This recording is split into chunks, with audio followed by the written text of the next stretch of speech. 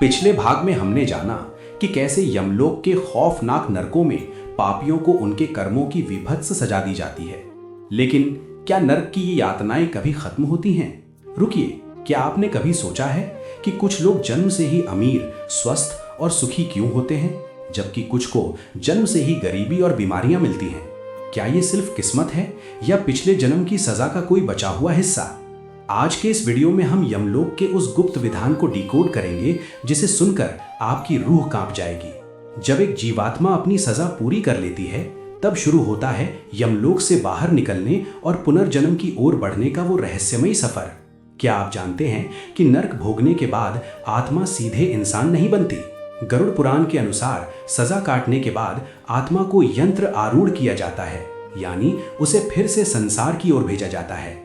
भगवान विष्णु गरुड़ जी को बताते हैं कि कर्मों का हिसाब इतना सटीक है कि सजा के बाद भी पापों का कुछ अंश बाकी रह जाता है।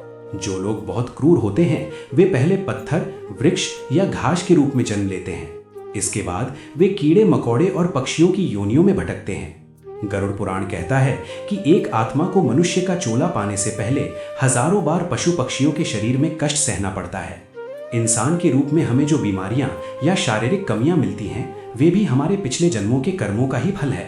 जो लोग दूसरों का अन्न चुराते हैं वे अगले जन्म में चूहा बनते हैं, और जो गुरु का अपमान करते हैं वे ब्रह्म राक्षस की योनि में भटकते हैं। यमराज का विधान बड़ा ही स्पष्ट है। आत्मा तब तक भटकती रहती है जब तक वो पूरी तरह शुद्ध ना हो जाए। अंत में जब पुण्य और पाप का संतुलन बनता है, तब उसे मां के गर्भ में स्थान मिलता है। भगवान विष्णु कहते हैं कि मनुष्य योनि मोक्ष का द्वार है। ये वो आखिरी मौका है जहां हम अपने कर्मों को सुधार कर इस जन्म मरण के चक्र से हमेशा के लिए मुक्त हो सकते हैं। दोस्तों, पुनर्जन्म की ये सच्चाई हमें सिखाती है कि हम आज जो भी कर रहे हैं उसका फल हमें कल जरूर भुगतना होगा। इसलिए समय रहते धर्म और सत्कर्म की राह चुनें। अगले भाग में हम जानेंगे कि मां के गर्भ में 9 महीने तक एक शिशु किन मानसिक और शारीरिक प्रक्रियाओं से गुजरता है। अगर आपको ये जानकारी अच्छी लगी हो तो वीडियो को लाइक करें और कमेंट में जय श्री कृष्ण जरूर लिखें। आध्यात्मिक यात्रा में बने रहने के लिए हमारे चैनल को अभी सब्सक्राइब करें। जय श्री